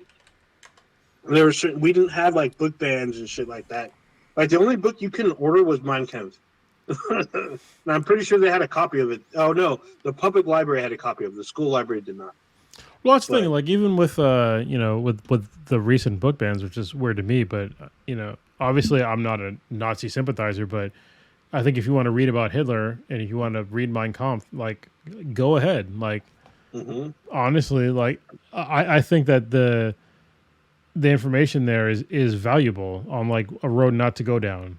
It's the same thing when it comes to like Confederate like information. Like on one side, yes, I think that we should not have the Confederate battle flag, not the Confederate flag. It's a fucking battle flag. Because it was literally a flag used in battles against the North because they were fucking traitors. Historically correct. All right. It should be taught about, but at the same time, it's like the information needs to be somewhere so people can actually read about the entire history of it. Let's not try to hide it, but it needs to be in like context of like, hey, these people did a certain thing at this time and they were traitors to America. Don't just be like this whole glamour, glamorizing the past. What was that fucking movie? What was that movie that like changed everything in America? That old racist movie. It was a racist movie. Oh, it was showed in the White House. Yeah, Birth of a Nation. Like the OG one or the one with Harry Belafonte and no, not Harry Belafonte. No. I'm pretty sure it's Birth of a Nation. Yeah, that's like if you want to learn about Birth of a Nation, like I think it should be available, but also like give the fucking historical context. If like the South lost, they were traitors. They should never have been allowed into any of the forms of government that we have today, but they were, and that's why we still have issues. That's why the South has never voted for a Democrat, since Barry Goldwater, because that's like the whole switch. That's why I gave the name before. I thought Georgia voted for Biden recently. The South? The last one. Yeah, wasn't Georgia the one? Didn't Georgia flip? Oh, Georgia flipped. Yeah, that's true. That's true. And, but it's like it's very rare that the South as a whole. Yeah, it is very rare. That's why it was like a big thing that Georgia flipped blue, and it was mainly because of Trump. Because he was battling Atlanta. Well, and honestly, it's because of the demographics of Georgia, which is the way it's always been. They didn't gerrymander it enough. Let's look at the it's the demographics of Georgia. Let's Georgia. Let's see the actual the population. Yeah, the actual population of what are the demographics of the census? I mean, oh Jesus, it's mostly black and white. yeah. I mean, me and Prodigy used to live there. They have 11 million people, but the problem is there's a concentration. Wait. The whole state of Georgia is only 11 million people? Yeah. The city of Los Angeles. This is in 2020. This is in 2023. So still, yeah, it's not a lot of it's a lot, but not a lot. So this is the thing. It's a white alone is 59%, but then like black or African American descent is 33%, which is like very high. That's very high. Yeah, That's the South. yeah. So Yeah, that's I that's get what the it. problem is. I mean, for Republicans, you Oh know. yeah. Well, it is what it is. Um.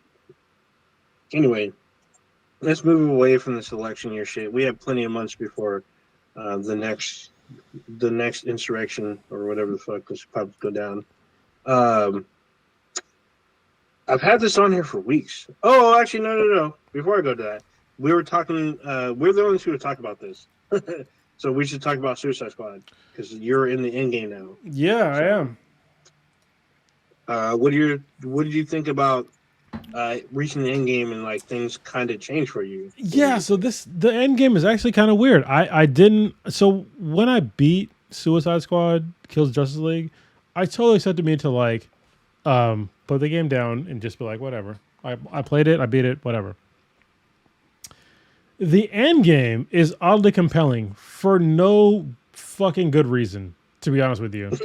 I can give some reasons, but it doesn't really make sense. Like there's like a definite like game loop that is not it's hard for me to like convince somebody about, but there's definitely like a loot component to it, like getting better loot. But then once you get the loot that you want, like you just stick with it. So like I level capped Deadshot first, and now I'm working on Harley Quinn because Deadshot was like my dude from the get go. Because like being able to like float in the air, if I can lay down, sniper fire from afar, it was a shit. I just fucking killed everybody. Now I'm playing as Harley Quinn, who can technically float in the air, sort of, like swinging back and forth in the fucking bat thing. But it's like, she has a bat. She has the bat fucking. What the fuck they call it? It's like a Batwing, I think. Yeah, something. It was like it's a bat grapple. She literally grapples onto like a bat. But it's way hard. I don't think she can use sniper rifles at all. No, she cannot. Yeah, so it's like I'm using like a pistol and a SMG, and my SMG has so every 30 seconds, if I shoot somebody in a crit spot, it drops a grenade, and my grenade drops 6 grenades. So like when I shoot somebody in a crit spot, like 6 grenades drop out and it just fucking destroys all kinds of shit. She is very chaotic. Honestly, like the loop for the end game is very fun, and right now it's very limited because I know at like near the end of this month in like 2 weeks I think they're 28th or 23rd like I think yeah something like that. They're gonna drop a Joker who's a playable character, and they're dropping more content. But even like right now, even with like they have like this whole system of the finite crisis, where basically there's 13 versions of Brainiac you have to beat. And like right now, I think I'm stuck with one. We're all stuck on one. We're all stuck because everything else is locked. Yeah, so I beat the one. Now I'm like going around like trying to up my finite level thing. What's cool about it is basically the finite levels. I don't know. It's kind of like Borderlands. It's kind of like Borderlands. So like basically like when you pick a level to play, you can like max out the difficulty. So like right now I'm like difficulty level 9, but so like oh shit, damn, I'm at 7. Yeah, but you have to like work up. So like every time you play, I know. Yeah, so like when you start, it's like the max level is like 4, and then there's like 3 different like finite levels that you can play. But you have to beat at the beginning. You have to beat all 3 of them at the highest level to unlock like the next level 5. And after that, it gets a little bit easier to like unlock like the next levels. And then every 10 levels, you get to do like this crazy, really fun timed event. Where like basically in the beginning, you get 3 fucking minutes. 3 minutes for this level, okay? And every kill you get adds time up to 3 minutes. All right, and then every couple of like kills you get or like time you get, it starts to up the difficulty level. All right. And it drops in harder enemies. Yeah, and then like after every couple of levels, like I think it's every 10 levels or maybe 5. Every 5 levels, it does like a hit squad, which is basically like a GTA fucking level, like 5 stars. Like basically they come out to get you, and And what happens is like when the hit squad comes to get you, the level is locked, and you can't leave the level until you kill all the hit squad. What's cool is that you can see like they highlight the hit squad for you to kill them, but some of them are hard to fucking kill. Actually, a lot of them are hard to fucking kill usually. But then once you get out of there, you have to consider like how much longer do I want to stay in like this level because you get better and better loot, or do I just want to fucking leave? Remembering that if the hit squad comes down, like you're locked and you can't leave until you beat them all, and it gets harder and harder and harder. So I thought that was like a really cool like game mechanic. What do you think about that? Yeah, it's definitely fun. So for me, I feel like I don't want to feel like I cheated, but every time I did that, I played with someone else. So there's Yeah, two of us I'm all solo so far. dropping carnage. Yeah, there's two of us dropping carnage everywhere. So like we're able to split up and take on different parts of the hit squad. Because when the hit squad drops, they drop in different parts of the area. Like it's a pretty big area, but even though you can see the dome is red. Yeah, If you can't, it won't let you out, and like they will like separate themselves and move around. So you have to chase them down while you're doing the timed event, or sometimes just whatever level you can, because you can run into a hit squad in the middle of like a normal level too. We've had this shit happen, but during the time event, it makes it more chaotic because you're like, okay, in order to get out, the hit squad has to die. In order to like add more time, I got to kill the normal enemies that are specific to this mission as well. So you got to pop like basically it's your super. They call it a suicide strike. You gotta pop that at the right time and do as much damage as you can very quickly. And at that level you should, but as long as you are managing your like grenades and shit, you should be able to get through it in an okay amount of time. And if you're playing with someone else, if you can't take someone down, someone else can like come in with their power set and help you out, which works super fucking great. If you're playing by yourself, I can see how that can be a problem. You can run out of grenades very quickly. At least I do. So I'm chucking those motherfuckers left and right. No, so I have like I don't know if it's a perk or whatever, but I always have like plenty of grenades. But those fucking brutes sometimes is like, Yeah, God damn, they're hard to kill. So it depends. For me, it depends on the character because I have one character that I think it's Deadshot, where it has a shit ton of grenades. Versus when I play with Harley or Boomerang, they only have like 2 to 3. So I'm like running out while I'm trying to like do massive damage. Oh, So you gotta level them up because like right now both Deadshot and Harley Quinn have 4 grenades, and like the perks that I have like picks up more grenades. So yeah, you can. So I did that with Harley, but with Boomerang, he's not there yet. He's almost there. And the thing about the timed event, when you put the level up to the highest level, you rank up hella like a lot. You get so much XP, it's ridiculous. But the thing is, you're like, okay, once I hit the level cap, I'm going to be done with this character. No, it opens up a whole new fucking tree. Just like Borderlands. Shit. Just like Borderlands. Yeah, I'm just like, oh shit. Like, it's like end game super OP fucking perks that you can add to your fucking character. And there's like 3 big ass fucking trees per skill tree. I'm like, what the fuck? Like, I just barely scratched the surface on this shit. And like, it's super crazy. To me, it's a lot more fun playing with other people because you can cause so much fucking damage. It's ridiculous. Like everything's blowing up. Like they have like a lot of enemies. There's tanks and shit trying to fuck you up. You have Brainiac in your ear talking shit. It's fucking great. Like it's really fun. It's a fun. I think it's a very fun co-op game. You get your 4 friends with you, and you just sit there and just blow shit up and just like help each other out. When you're facing a whole squad of brutes, you need to like get each other up pretty quickly, or else you end up in a bad spot. So it's been the end game has been fun. I'm just waiting for the season 1 shit because we're gonna get like a whole new area, a new character, new missions, like more tweaks and shit. The one thing I kind of love about the end game like weapons is that I can fine tune my weapons. Yes. Like I can add perks per line on each weapon. Like if I don't like the way it like does crit damage, I can change that out either to a higher percentage or something to completely different. Like I'm like, oh shit, like you can elite your weapons, which is basically like maximizing your weapon and adding new perks to it. It's fucking crazy. There's a lot of shit you can do. Adding basically adding they call them afflictions, basically like fire, poison, freeze, and lightning. Electricity, yeah. And each one, yeah, with certain perks.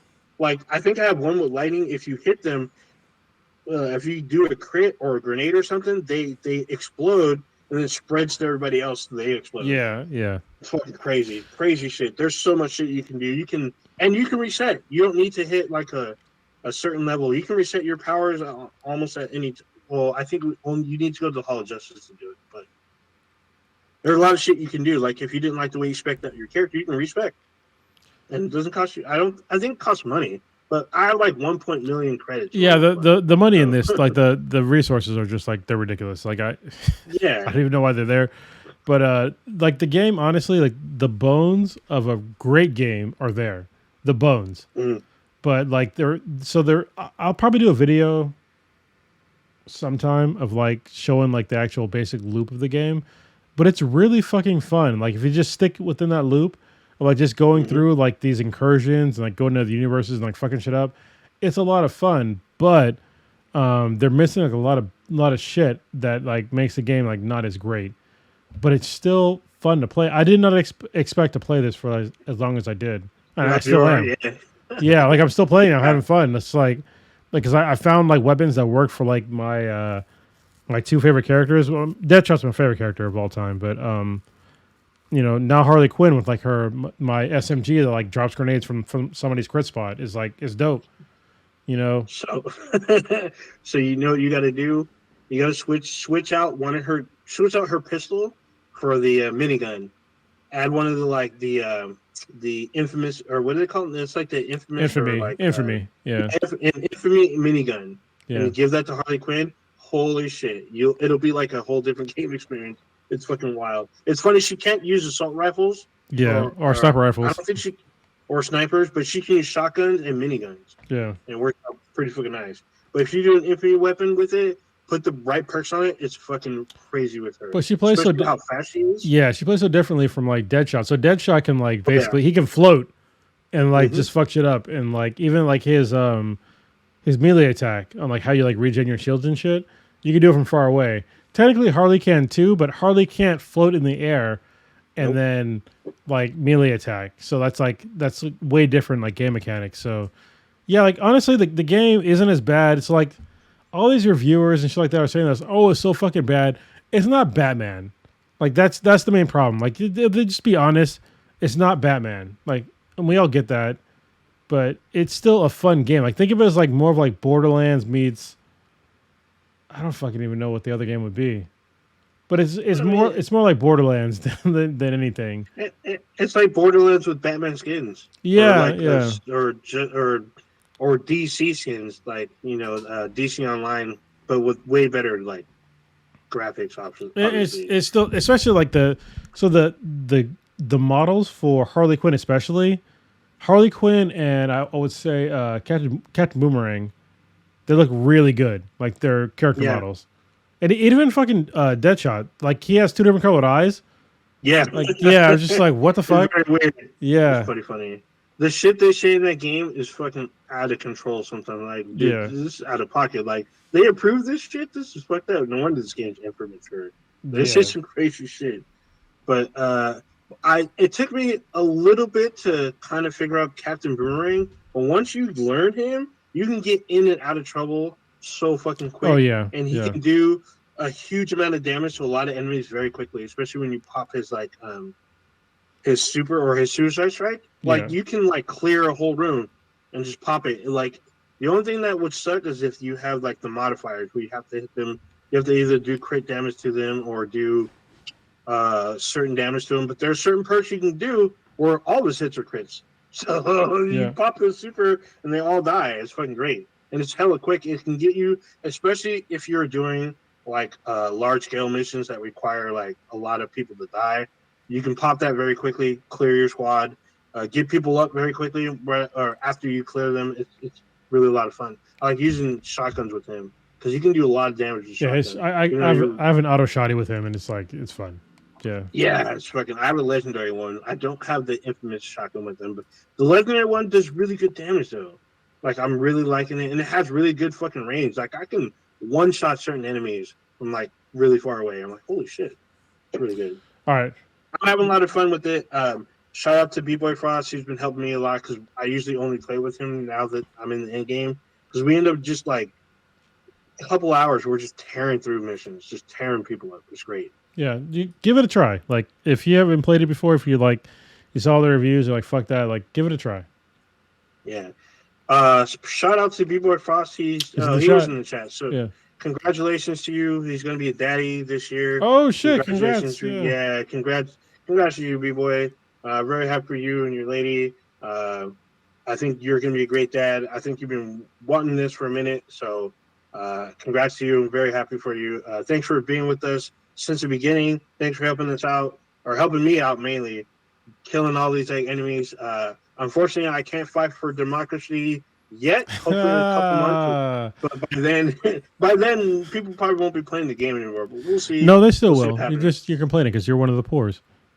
No, I can buy the system, but they have the system. Get that fucking PS5, bitch. Or yeah, PC. They don't have that shit. Once again, congrats to B-Boy, about to be a dad. Very happy for you, man. Can't wait. Killer Frost, send us your baby's due date, the gender, and your address to bigmbti@gmail.com.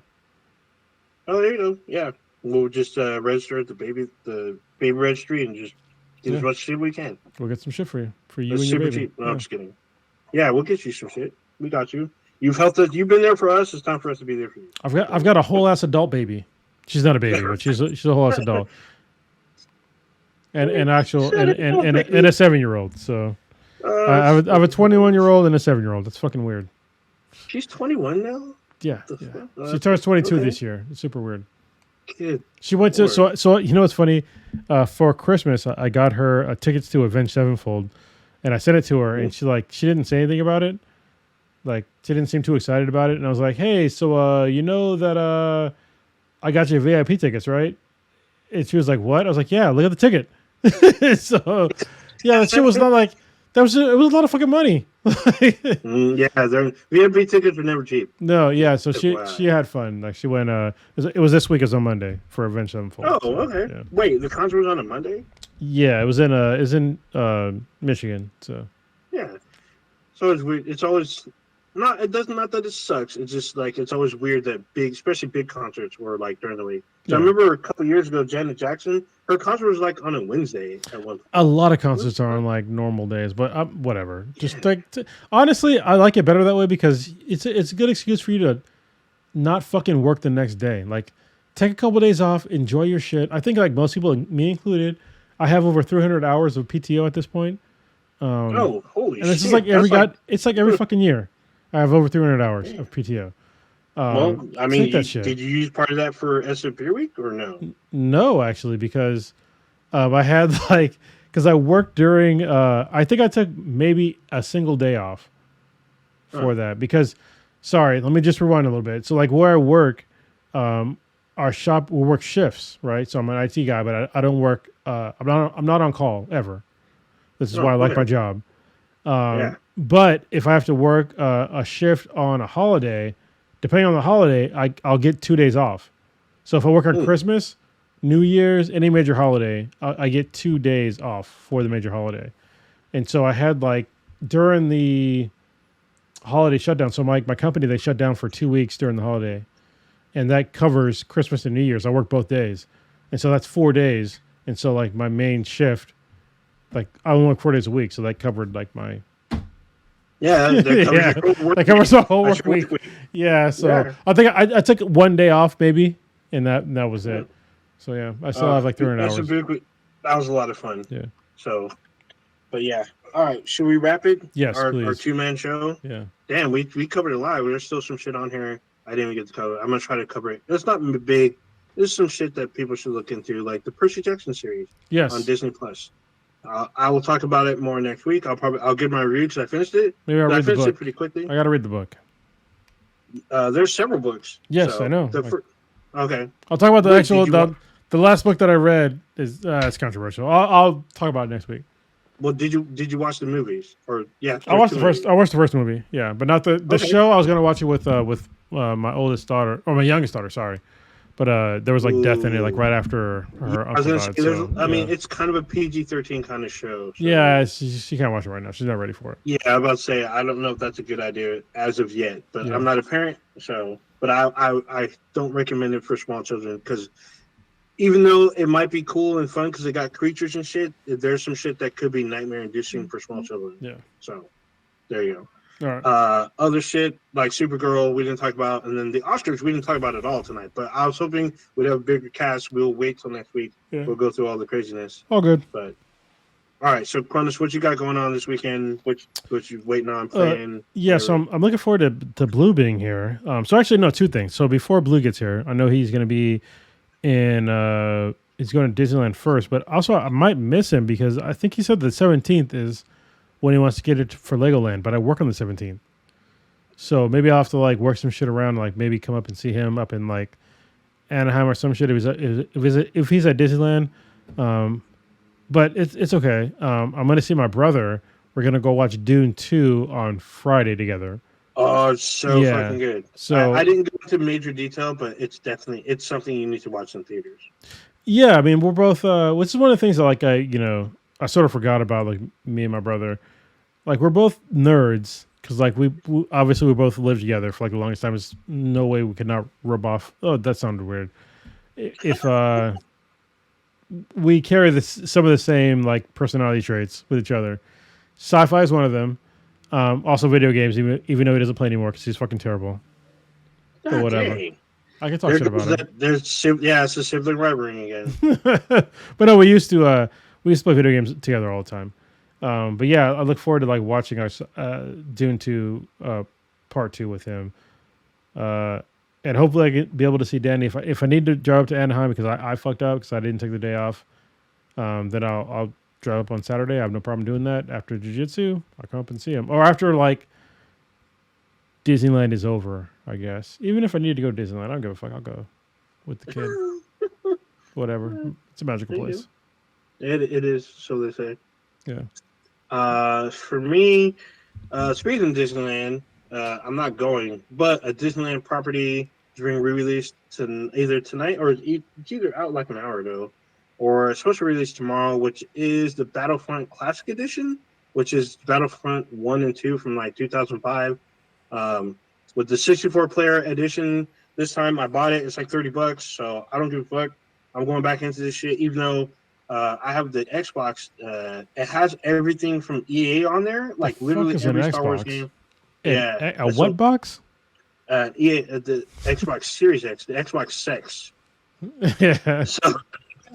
So everything EA has put out Star Wars wise, with the exception of Jedi Survivor, which is an excellent fucking game. Those are great games. All of them are. It's on them. Yeah, so I'm playing some Battlefront probably tonight. I've been playing the Guardian games on Destiny because it's super fucking fun. It's just simple shit. It's just playing the game and like shooting people. Like you don't have to like grind. I mean, it's kind of a grind, but only to get like the exotic board. Everything else is just playing with friends and shit.